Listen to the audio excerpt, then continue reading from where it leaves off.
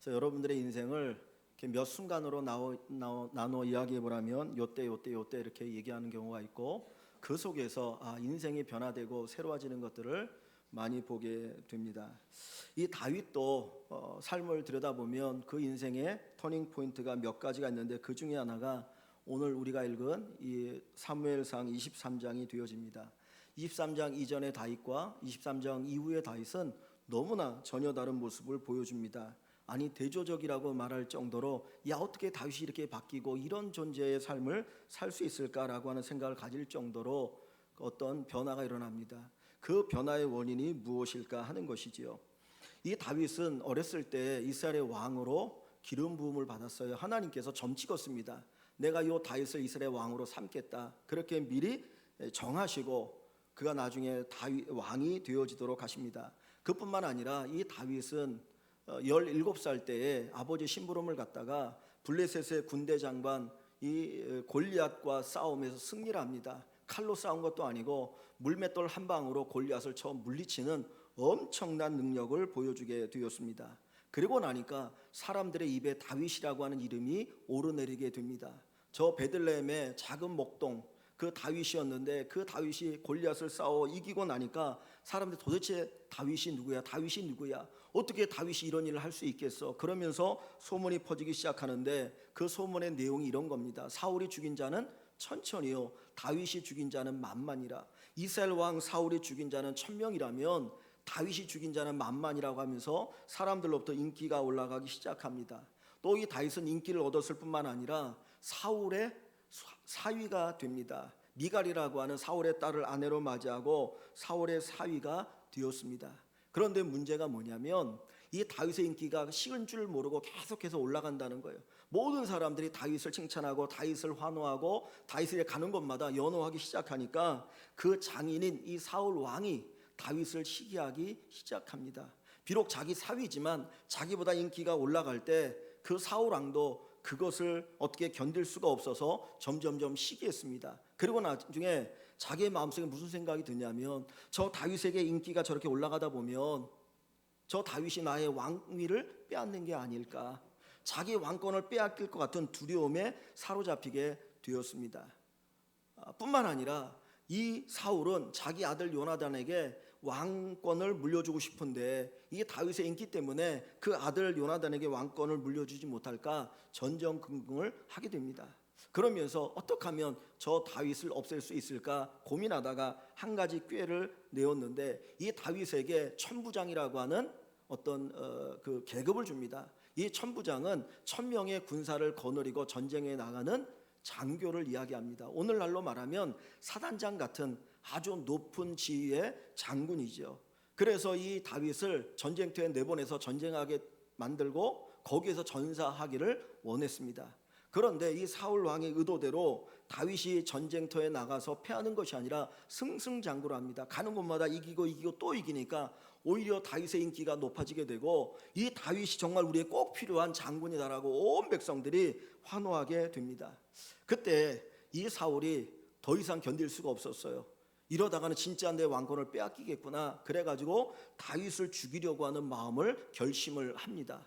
그리고 어느 날 그 다윗이 자기 집에 와서 밥을 먹을 때에 다윗을 죽이기 위해서 창을 내던집니다. 그런데 그 거리가 얼마나 되는지 모르겠지만은 아주 가까운 거리에 있었을 텐데 사울이 창을 던져버렸어요. 마침 다윗이 민첩한지라 그 창을 피하고 목숨을 건집니다. 그 후에도 다윗을 여러 번 죽이려고 하다가 마침내는 다윗이 잠들어 있을 때 이 다윗을 죽이기 위해서 자객들을 다윗의 집에 보내요. 근데 그 이야기를 어떻게 미리 알고 그 아내 미갈이 다윗을 피신시켜 줍니다. 그리고 나서 이 다윗의 인생은 도망자의 삶을 사는 참 처량하고 힘들고 어려운 삶이 반복적으로 이어지게 됩니다. 우리가 생각할 때는 하나님께서 다윗을 왕으로 점찍었고, 그리고 이스라엘이 힘들고 어려울 때 그 골리앗을 싸워서 승리했고, 가는 곳마다 전쟁에 승리하는 다윗이라면 하나님께서 그를 왕으로 세우실 때까지 그의 길이 대로가 열려져야 되는 것 아닙니까? 하나님이 기름 부으니까, 하나님이 함께하는 사람이니까, 하나님의 이름을 가지고 전쟁터에 나가 승리하는 사람이 이렇게 잘 되더라, 이거를 보여주셔야 하는데 성경을 보면 그렇지 않습니다.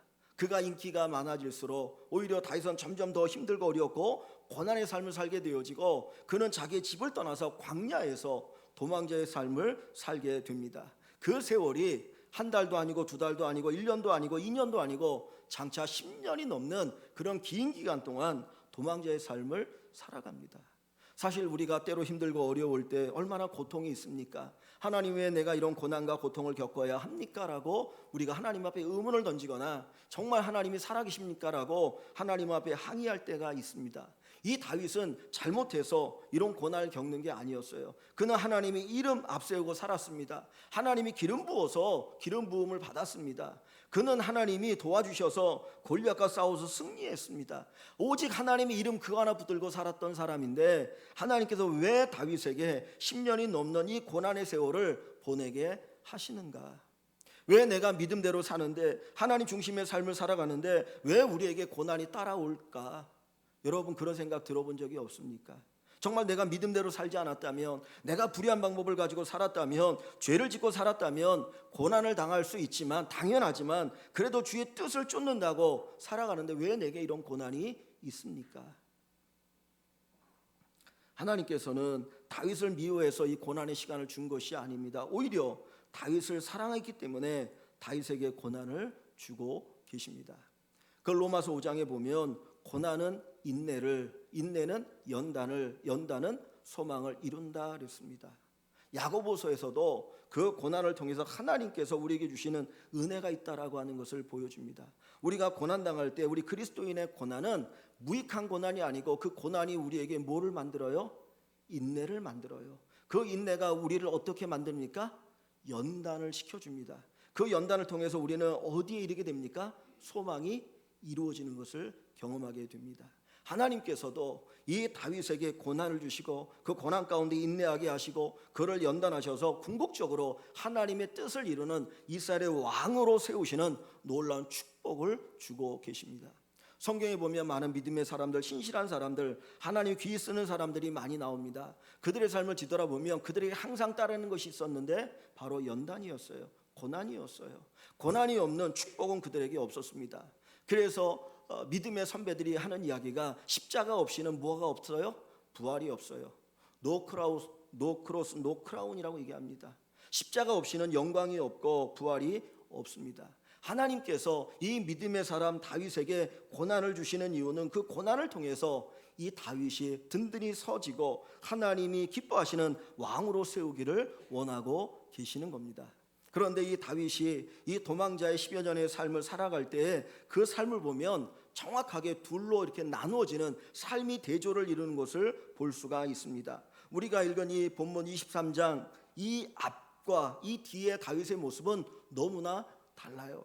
이 다윗이 이 사울에 의해서 도망자 신세가 되었습니다. 사울은 왕이기 때문에 수많은 군사들을 풀어서 다윗을 죽이려고 합니다. 그러다 보니까 다윗이 이 나라, 이 유대 땅에 머물러 있을 수가 없었던 거예요. 그래서 그가 어디로 가기를 선택하냐면 블레셋 땅으로 가기를 선택합니다. 블레셋은 이스라엘과 이 적대적인 관계이기 때문에 이 다윗을 찾으러 이 사울이 군사를 그곳에 보낼 수 없으니까 내가 그 블레셋 땅에 가면 안전할 수 있겠다라고 생각을 하여서 블레셋 땅으로 갔습니다. 이 블레셋에는 큰 5개의 도시가 있는데 그 중에 하나가 가드입니다. 가드라고 하는 도시가 있고 그 큰 거기 안에 이제 왕이 있어요. 근데 이 다윗이 가다 보니까 어디까지 갔냐면 가드 왕 아기스에게까지 가서 자기의 목숨을 보존하기를 원했던 거예요. 그런데 블레셋 사람들에게는 어떤 그 아픈 기억이 있습니까? 자기의 군대 장군 누구죠? 골리앗이 누구에게 패했습니까? 어린 소년 다윗에게 패한 아주 아픈 기억이 있어요. 그래서 사람들이 잊지를 않았던 거예요. 근데 이 다윗이 그 골리앗과 싸워서 승리할 때하고 이제 나이가 어느 정도 먹었으니까 자기 자신의 용모도 변해서 이 블레셋 사람들이 자기를 알아보지 못할 것이라고 생각하고 그곳으로 도망한 거예요. 그런데 그 가드 땅에 사는데 어느 날 이 왕의 신하들이 다윗을 알아본 겁니다. 아니 저 사람 저거 다윗 아니야? 우리 골리앗을 죽인 자가 바로 저 사람이라고 사람들이 다윗을 알아보기 시작했어요. 그러면 다윗은 어떤 존재가 되어지는 겁니까? 당연히 죽어야 될 존재가 되어지죠. 그때 다윗이 목숨의 위급함을 알고 그때 꾀를 냅니다. 그 깨가 무엇이냐면 미친 척하는 거예요. 그 사람들 앞에서 자기가 미친 척해서 죽일 만한 가치가 없다라고 하는 것을 보여주기 위해서 갑자기 침을 막 질질 흘립니다. 그리고는 막 문을 이 손으로 팍팍 긁어서 정말 손톱이 벗겨질 정도로 막 그렇게 막 침을 흘리고 손을 팍팍 긁으니까 사람들이 볼 때 저거 미친놈이다, 미친놈이다. 그래가지고 그 왕조차도 야, 어떻게 미친놈을 나한테 데려올 수 있느냐, 저놈 내던져 버려라. 그래가지고 겨우 목숨을 보전하게 되어져요. 다윗이 정말 자기가 피할 곳이 있어서 이 블레셋 땅까지 갔습니다. 그는 자기의 생각, 자기의 꾀를 가지고 내가 여기 가면 안전할 것이라고 생각을 했어요. 그러나 그 블레셋 땅이 그에게 안전한 곳이 아니었던 것입니다. 다윗은 나름대로 자기의 생각과 자기의 지략을 가지고 자기 안전을 지키고 보호하려고 했지만 그에게 찾아온 것은 오히려 위험이었던 것입니다. 그러다 그가 그 블레셋 땅에서 추방되어서 이제 다시 유대 땅으로 돌아오게 됩니다. 아둘람이라고 하는 굴에 숨어서 자기를 보전합니다. 사울 왕이 나를 찾으면 안 되는데, 그리고 아둘람이라고 하는 작은 굴에 숨어 있을 때 그 사울 왕에게 의해서 상처받고 아프고 괴롭고 고통당하는 사람들 400명이 이 다윗을 찾아와요. 그러면서 다윗의 무리가 되어집니다. 그리고 나서 그가 이제 한 유다의 한 변방에 머물러 있는데 이 다윗에게 들리는 이야기가 있습니다. 그 이야기의 내용이 뭐냐면 그릴라라고 하는 지역에 블레셋 사람들이 쳐들어와서 다 약탈해 간다라고 하는 이야기였습니다. 그릴라라고 하는 이 작은 도시는 이 유다와 이 블레셋의 이 어떤 접경지대에 있는 곳이었어요. 이 블레셋 사람들이 이 전쟁에 능했기 때문에 끊임없이 쳐들어와서 약탈을 하게 됩니다. 농사를 실컷 지어놓으면, 가축들을 잘 키워놓으면 갑자기 쳐들어 다 약탈해 가고 사람들 죽이니까 살 수가 없는 거예요. 근데 이 다윗에게 이 소식이 들려오는 겁니다. 그릴라 사람들이 블레셋에 의해서 약탈당하고 있습니다. 여러분 같으면 어떻게 하겠습니까? 여러분, 이 이야기는 뭡니까? 다윗에게 뭐 해달라는 거예요? 도와달라는 거예요. 그죠? 그 이야기가 다윗에게 들리는 것은 누군가 얘기하는 사람이 이 그릴라 사람들 좀 도와줘야 되지 않겠습니까? 라고 하는 이야기인 거죠. 그런데 다윗 입장에서는 도와줄 수 있는 형편입니까? 아닙니까?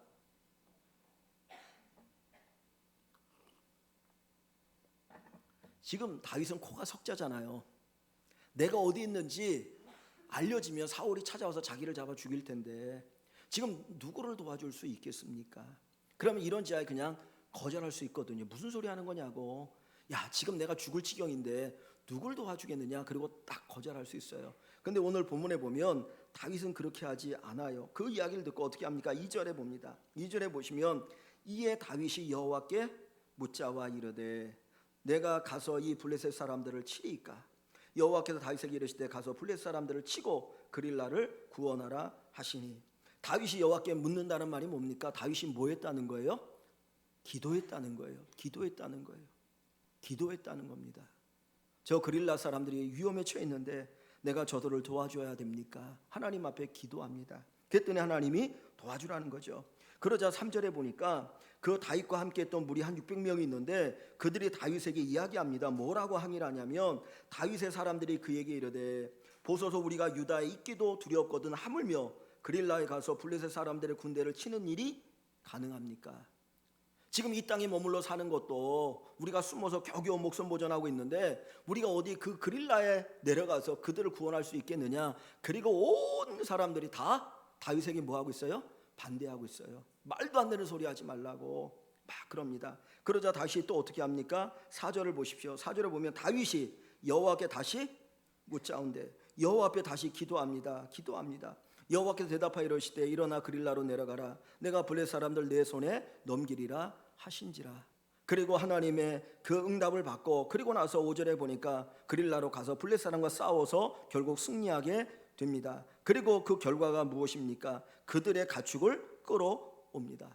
다윗에게 많은 무리들이 있었기 때문에 항상 양식의 문제가 있었어요. 그릴라 사람들 도와줄 뿐만 아니라 이 가축을 끌어옴으로 말미암아 그들의 식량의 문제도 해결되어지는 것을 봅니다.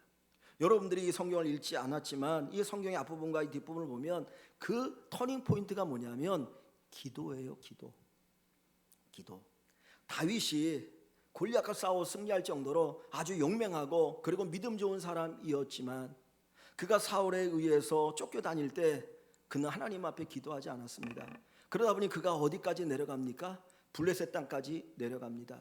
그리고 거기서 미친 척 하다가 겨우 목숨 건지고 나오는 신세가 되어집니다. 얼마나 처량합니까? 자기가 생각할 때는 내 판단이 옳다라고 생각했어요. 사울이 이미 미치지 않는 이 블레셋 땅에 머물러 있으면 내가 안전할 것이라고 생각했지만 오히려 그는 목숨을 잃을 뻔한 위기를 경험하게 되는 것이에요. 그런데 그가 이 경험을 하고 나서 그가 제일 먼저 이 유다 땅에 돌아와서 한 일이 뭡니까? 하나님 앞에 기도하기 시작했어요. 하나님께 묻기 시작했어요. 사실 어떻게 보면 말도 안 되는 기도죠. 내가 힘들고 어려운데 죽겠는데 무슨 누구를 도와주겠다고 기도합니까? 그러나 이 다윗은 하나님 앞에 하나하나 내어놓고 기도합니다. 사람들의 반대가 있을 때도 기도했고, 그리고 문제가 있을 때 하나님 앞에 기도하기 시작합니다.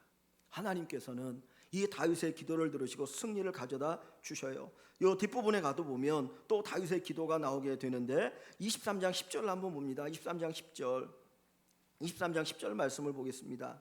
다윗이 이르되 이스라엘 하나님 여호와여, 사울이 나 때문에 이 성읍을 멸하려고 그릴라로 내려오기를 꾀한다함을 주의 종이 분명히 들었나이다. 지금 다윗의 위치가 발각이 됐어요. 이 사건 때문에. 그러니까 수많은 군대를 이끌고 사울이 오고 있다는 거죠. 자, 11절에 보면 그릴라 사람들이 나를 그의 손에 넘기겠나이까? 이 말이 뭡니까?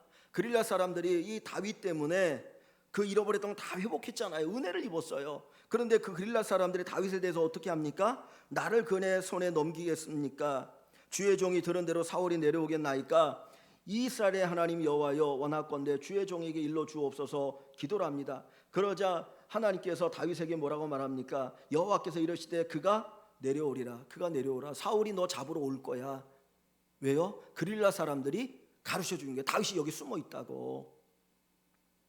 결국은 목숨의 위협을 또 겪게 되어지는 그런 어려움을 겪습니다. 그러나 하나님께서 어떻게 하십니까? 여기 14절을 봅니다. 14절 한번 같이 읽습니다. 14절.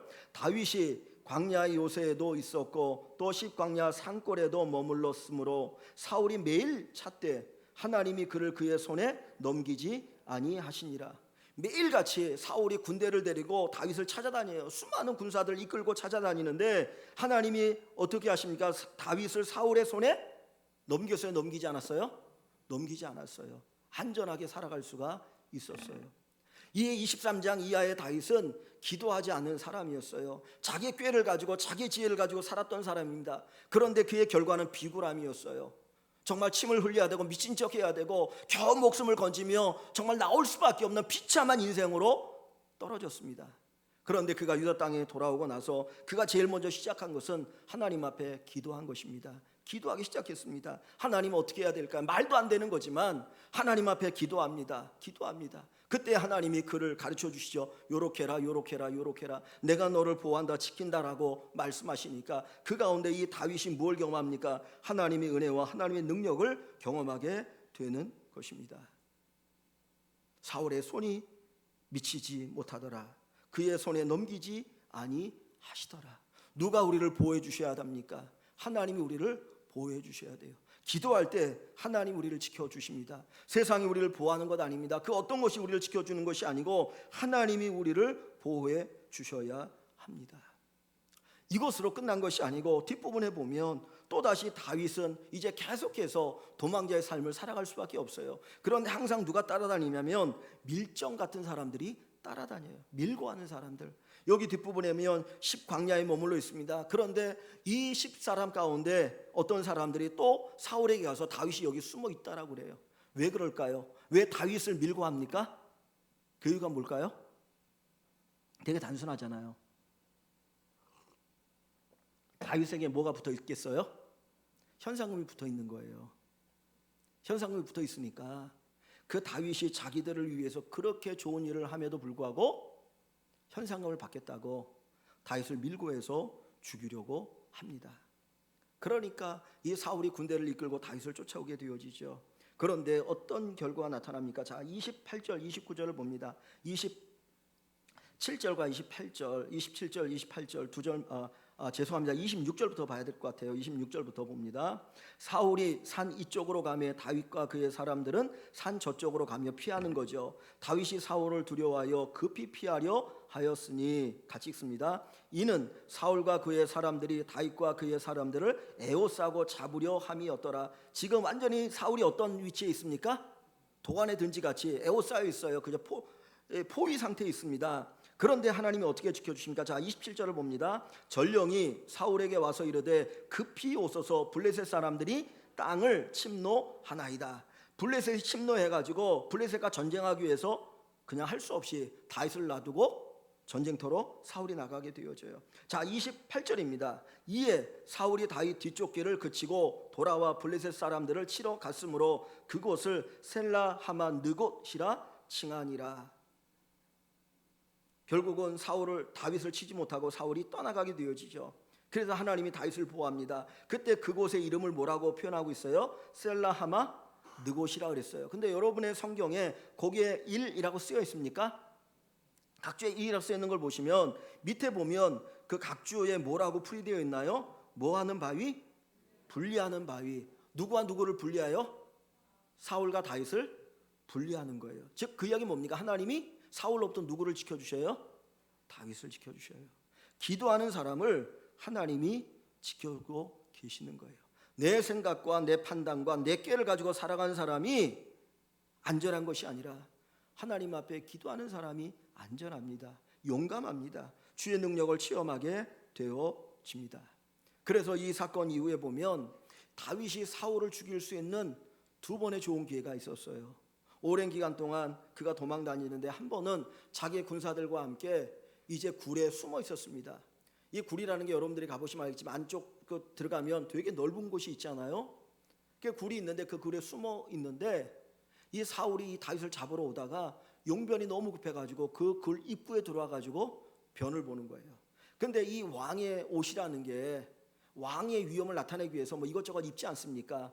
그러니까 긴 것도 입고 있으니까 이거를 용포를 벗었어요. 옆에다 벗어놓고 용변을 보고 있습니다. 그러면 굴 입구에서는 저 굴 안쪽이 보일까요? 안 보일까요? 어두우니까 안 보여요. 그런데 굴 안쪽에 있는 사람 굴 입구가 보입니까? 안 보입니까? 너무 잘 보여요. 그러니까 이 다윗이 그 안에 자기 사람들과 있다가 보니까 굴 입구에 누가 들어오는데 그게 누구예요? 사울이에요. 혼자 들어와요. 용변을 보려니까. 그리고는 뭐 합니까? 옷을 벗어놓고 앉아서 용변을 보고 있어요. 그러니까 다윗 옆에 있던 사람들이 이거 하나님이 사울을 죽일 수 있는 좋은 기회를 줬으니까 사울을 죽이십시오. 하나님 주신 기회입니다. 그런데 다윗이 안 죽여요. 그냥 벗어놓은 옷 자락만 살짝 베고 나중에 사울을 살려보냅니다. 또 한참 세월이 흘렀습니다. 끊임없이 이 사울이 다윗을 쫓아다닙니다. 그럴 때 어느 날 다윗이 이 사울의 군대를 봅니다. 그 진영을 보니까 모든 사람들이 잠들어 있는 거예요. 뭐 누구 침략할 사람이 없으니까 보초 서는 사람도 잠들고 군사들도 잠들고 다 잠들어 있어요. 사울도 잠들었어요. 그때 이 다윗이 자기의 욕망한 부하를 데리고 가서 사울 곁에 있는 창과 그리고 물병을 가지고 와요. 그리고 나서 나중에 사울에게 이야기합니다. 왕이요, 내가 당신을 죽일 기회가 있었지만 나는 죽이지 않았습니다. 그런데 어찌 당신은 나를 죽이려고 합니까? 그러면서 막 눈물로 호소합니다. 그때 다윗이 사울이 내가 죄를 지었다. 나는 네가 왕이 될 걸 아노라. 너는 이스라엘의 왕이 될 것이다. 그러면 나중에 나를 용서해달라고 하는 이야기를 해요. 그러면서 결국 또 다윗을 죽이려고 합니다. 근데 여러분 생각해 보십시오. 나를 끊임없이 죽이려고 한 그 사람인데 한번 그 기회 줬을 때 딱 죽이면 될 수 있는데 안 죽여요. 얼마나 대담합니까? 다윗의 답은 하나 이거였어요. 그도 하나님이 기름 부은 왕이다. 하나님이 나도 기름 부었지만 그도 아직은 하나님 패하지 않은 기름 부은 왕이니까 내가 죽일 수 없고 하나님이 죽이실 거야. 그 믿음을 가지고 그냥 돌아서는 거예요. 근데 과거의 다윗의 모습이라면 그 있을 수가 없어요. 내가 살아야지. 무슨 소리 하는 거냐. 내가 살아야지.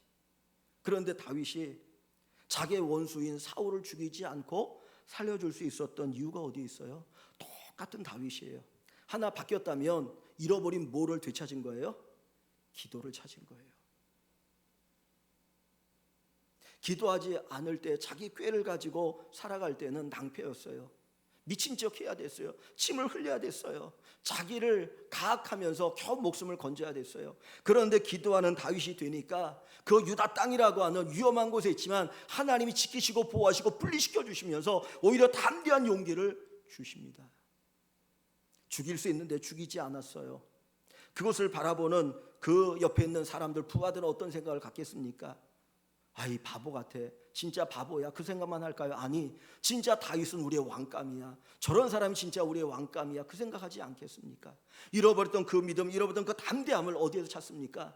기도할 때 찾을 수 있어요. 모세가 40년 동안 이스라엘 백성들을 광야에서 인도합니다. 정말 좋은 환경에서 왕이 되었다면 좋겠지만 정말 메마른 광야에서 물도 없는 것, 또 제대로 먹을 것도 없는 그곳에서 40년 동안 이스라엘 백성들을 인도한다는 게 너무 힘들고 어려워, 고통스러워요. 맨날 끄떡하는 원망을 불평하지 않습니까? 물이 없다, 뭐가 없다, 뭐가 없다, 뭐가 없다 불평해요. 그런데 어떻게 이스라엘 백성들 이끌어갈 수 있었어요? 한 가지, 하나님 앞에 엎드리는 거였어요. 여호와께 엎드렸더라, 여호와께 엎드렸더라. 출애굽부터 민수기에 보면 그 다윗의 이 모세의 장점이 뭐냐면 하나님 앞에 엎드리는 거예요. 그냥 하나님 어떡합니까? 하나님 어떡합니까? 그러면 하나님이 도와주셔요. 하나님이 역사하셔요. 하나님이 은혜 주셔요. 문제를 풀어주셔요. 이 다윗도 10년이 넘는 시간 동안 광야에서 도망자의 삶을 살아가죠. 그때 다윗이 이것들을 이길 수 있는 힘은 어디 있어요? 기도에 있었어요. 기도에 있었어요. 시편을 보면 이 다윗이 얼마나 하나님 앞에 간절히 기도했는지, 하나님 의지하고 살았는지를 압니다. 처음에는 내께로 살아보려 했더니 안 되는 걸 알고 그 다음에 엎드려 기도하기 시작하니까 하나님이 왕이 될 때까지 그를 지켜주시고 보호하시고, 결국 사울이 죽고 나니까 유다 지파 사람들이 우리의 왕이 되어달라고, 나중에는 온 이스라엘 사람들이 우리의 왕이 되어달라고 이야기합니다. 하나님이 저와 여러분들에게 주신 놀라운 축복이 있어요. 그것은 기도입니다. 구원받지 않는 사람, 하나님의 자녀가 아닌 사람은 기도할 수 없어요. 기도는 우리의 힘으로 하는 게 아니라 성령 하나님이 우리 안에 역사하시니까 우리가 기도할 수 있는 거예요. 내가 기도한다는 이야기는 하나님이 나와 함께 하시고 하나님이 내 안에서 나를 도와주신다라고 하는 것을 이미 말씀하고 있는 것입니다. 기도는 나를 바꿉니다. 기도는 환경을 바꿉니다. 우린 기도할 때마다 하나님 환경을 바꿔달라고 기도하죠. 환경이 잘못되어 내가 힘들고 어렵다라고 생각하잖아요. 그런데 하나님이 우리에게 먼저 깨닫게 하시는 것은 그 기도를 통해서 먼저 나를 바꾸신다는 거예요. 우리의 생각을 바꾸신다는 거예요. 아까 김대영 집사님이 얘기했던 것처럼 정말 우리의 생각, 우리의 부정적인 언어가 우리 인생을 망치는데 그것을 바꾸는 역할을 바로 기도를 통해서 하나님이 하시게 됩니다. 아무리 환경이 좋아도, 하나님께 환경을 바꿔주셔도 내 생각이 부정적이고 내 생각이 잘못되고 내가 잘못되었다면 우리는 그것을 오염시킬 수밖에 없어요. 그런데 환경이 변하지 않아도 먼저 내가 변하게 되어지면 환경을 바꿀 수 있는 힘을 우리가 갖게 되는 것입니다. 살아계신 하나님께서 우리에게 기도라고 하는 능력을 주셨습니다. 우리 성도의 능력은 기도입니다. 그래서 하나님께서는 쉬지 말고 기도하라, 쉬지 말고 기도하라. 아무것도 염려, 근심, 걱정하지 말고 감사함으로 하나님께 아뢰라. 그리하면 평강의 하나님이 너희 마음을 주장하시라. 내 입을 크게 열라, 내가 채우리라. 너는 내게 부르짖으라, 내가 내게 응답하겠고 내가 알지 못하는 크고 비밀한 일을 보이리라. 여러분, 하나님은 기도라는 걸 통해서 우리에게 복을 주십니다. 기도라는 걸 통해서 복을 주십니다. 야고보서 1장에도 우리가 힘들고 어려울 때 무엇 하라고 합니까? 기도하라고 그러죠. 기도하라. 처음에 기도를 얘기하고 맨 마지막에 또 기도를 얘기하지 않습니까? 병든 자가 있느냐? 기도해라. 엘리야가 기도해서 비가 오지 않았더냐? 기도를 이야기합니다. 사랑하는 성도 여러분, 위대한 다윗도 기도하지 않으니까 미친 척할 수밖에 없는 처량한 신세가 됩니다. 인생이 바뀌고 변화되어지는 터닝 포인트는 기도의 삶에서 시작되어집니다. 하나님께서 우리에게 기도를 원하십니다. 기도를 요구하십니다. 네가 기도하면 내가 너를 위해서 더 큰 일을 할 거야. 내가 너를 위해서 놀라운 일을 행할 거야. 기도해라. 오늘 우리 사람 모든 성도 여러분들이 이 다윗에게 기도가 회복되어진 것처럼 여러분의 기도가 회복되어진 놀라운 축복이 있기를 주의 이름으로 간절히 축원합니다.